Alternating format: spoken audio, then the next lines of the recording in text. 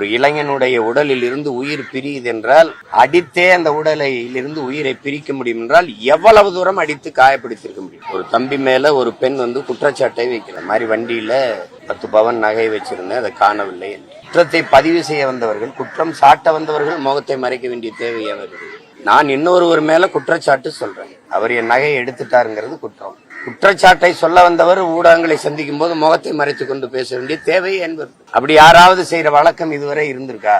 இந்த கேள்வி கேட்டாவது பதில் இருக்கா? இப்ப காவலர்கள் விசாரணை என்கிற பேர்ல நீங்க பாக்குறீங்க, அவங்க காவல் நிலையத்துல போய் முறைப்படி புகார் அளிச்சிருக்கணும். முதல்ல அந்த புகாரின் அடிப்படையில முதல் தகவல் அறிக்கை எஃப்ஐஆர் குற்றப்பதிவு நடந்திருக்கு. அதற்கு பிறகு உரிய நபரை அழைத்துட்டு வந்து காவல் நிலையத்தில் விசாரிச்சு அந்த குற்றம் நிகழ்ந்திருக்குமானால் அதற்கு ஏற்ப நடவடிக்கை எடுக்கணும். இதுதான் இருக்கிற மரபு. இது எதுவுமே இல்லாம சீருடை அணியாத காவலர்கள் 5 பேர் வந்து அவரை அழைச்சிக்கிட்டு காவல் நிலையத்துக்கும் போகல, வேற ஒரு இடத்தில் வைத்து அடித்து ஒரு இளைஞனுடைய உடலில் இருந்து உயிர் பிரியுது என்றால் அடித்தே அந்த உடலில் இருந்து உயிரை பிரிக்க முடியும் என்றால் எவ்வளவு தூரம் அடித்து காயப்படுத்திருக்க முடியும். அடிச்சு கொள்றது என்றால் சும்மா அடிச்சோன்னா உயிர் போகாது. 40 இடத்துல காயம், 42 இடத்துல காயம், அதெல்லாம் சொல்லிக்கிறோம். அப்ப எவ்வளவு தூரம் அடிச்சிருப்பார்கள், ஒவ்வொரு நொடியும் வலியோடு அந்த உயிர் பிதுங்கி வெளியேறுகிற போது அவர் எவ்வளவு பெரிய மரண வலியை அது தாங்கி இருப்பாருன்னு நீங்க நினைச்சு பாக்கணும். அவர் இறந்துட்டார் அப்படின்னு ஒரே வார்த்தையில முடிக்கிறது அல்ல. எவ்வளவு நேரம் எவ்வளவு அடியையும் வலியும் அவர் தாங்கி இருக்கணும்ங்கிறத யோசிச்சு பார்க்கணும்.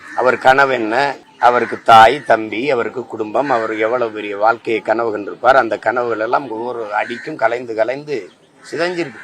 இப்ப நீங்க அவரை கொன்னுட்டீங்க, சரி நகையை எடுத்துட்டீங்களா, நகையை வாங்கிட்டீங்களா?